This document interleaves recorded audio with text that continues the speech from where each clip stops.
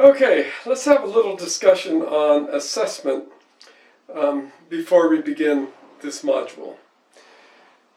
This module obviously is all about the evidence gathering, stage 2 of backwards design. So this module, I believe, is directly related to assessment for learning, because that is our purpose. And the idea behind assessment for learning is not only a good methodology for students, it is a culturally responsive method of assessing student work. Let's think about what's gone on in our schools. According to many researchers, our schools with high instances of poverty and students of color have been traditionally denied access to meaningful, challenging, collaborative learning. They have become dependent learners. What we want everyone to become is independent learners. Assessment for learning, this type of evidence gathering, is what is culturally responsive because we are allowing students to access the learning through proper assessment methods that we utilize. Allow me to explain. You will be reading in this unit, this module, about different assessment procedures that, based on research and data gathering, we know work well. But the problem is they are so often ignored, and by ignored I mean the true definition of ignorance. Instructors don't know these facts. They don't know this information. I believe this module is one of the most important modules in this work and is the only way to ensure learning. That's a pretty strong statement, but I believe it. So, what is assessment for learning? Well, we have the terminology of summative assessment and formative assessment. Summative assessment is that classic end assessment, we've always called a test, that students fill out, complete, and we take that assessment and we give it a grade. That's the classic way we do it. Formative assessment is not about grading. It's about offering feedback to students so they can respond to that feedback, apply that feedback to their work, and resubmit. That's a very different methodology than most of us experienced in our own schooling. And some of us believe, well, that's not real world. We will have a discussion about that. So, the main book that I'm sharing with you is called The 7 Strategies of Assessment for Learning. What we are going to focus on is formative assessment, of assessment. For assessment is that final classic product I mentioned a minute ago. Of assessment is continually focusing on offering feedback, specific feedback to students that they can react on. Not giving them answers, but giving them feedback to think about related to the learning. So let me back up a minute.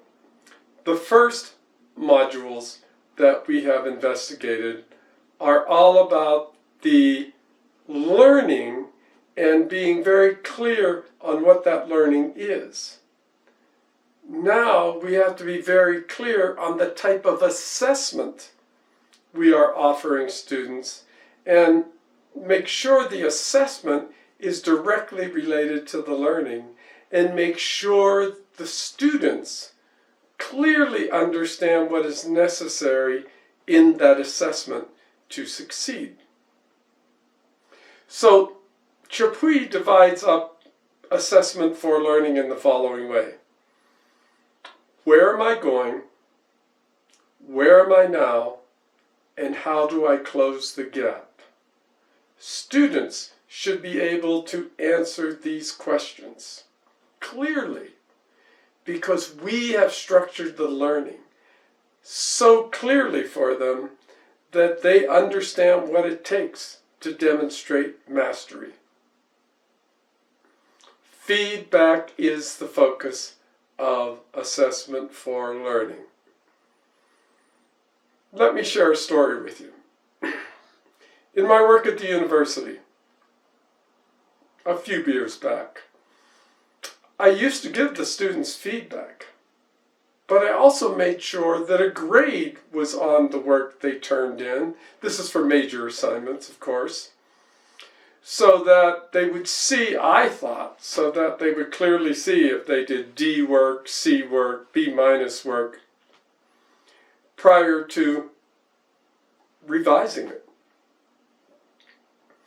What I discovered is that by putting the grade on the work, the students focus immediately on the grade and not on the fact that they are permitted to revise. Often ignoring my feedback, but getting emotionally tied into the grade. This was a problem. In recent years, for the past 6 years or so, I have been offering my students feedback with no grade. What has happened is their revisions become much more focused. They're much more relaxed about the revisions. The brain is not producing that cortisol to get them all uptight and angry we call the amygdala hijack. No, they realize that feedback is what's important for them to learn. Their final products have been superior because of this. So, this is all a part of the learning for this unit. Now, Carol Dweck, I really advise you, this book is inexpensive and powerful in our teaching and learning cycle, has written a book called Mindset. And Mindset talks about learners who have a fixed mindset, that they're only focused on getting a grade, and the grade is what matters. So much so that they will ignore learning opportunities that are challenging because they fear losing the label of a smart person, of an A student. There's another group of learners whose focus is very different. They're not a fixed mindset, they're a growth mindset. They're willing to try new things. They're willing to fail, right? Because they see failure as opportunity. This is a very different way to approach it. But this is what we want to foster in our collegiate classrooms. Try it. Work hard. Fail. Get feedback. Improve. Get feedback. Improve. This is the cycle we want.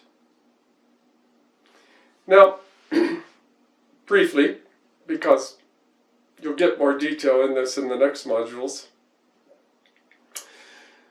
what's critically important then is the success criteria we list with the learning, so that there's no mystery. Talked about this in the previous module.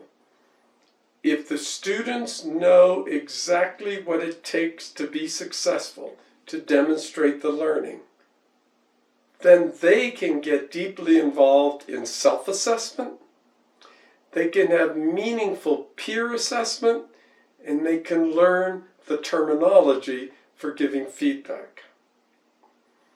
What we all want to avoid as instructors are those nebulous terms like good work. Wow, I think you really nailed this. Good work tells the student, the learner, nothing about what was good about the work. When you say things like, I think you really nailed this, you are putting your personal thoughts about the learning above the learning. Tell the students, what about their writing or their drawings or their submission, what about it demonstrated they nailed it? What about it was very good work?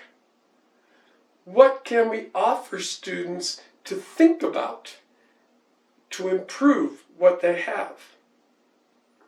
So, the final part of this module will talk about grading from one of the foremost experts in assessment. I'll go into that a little later. Welcome to this module.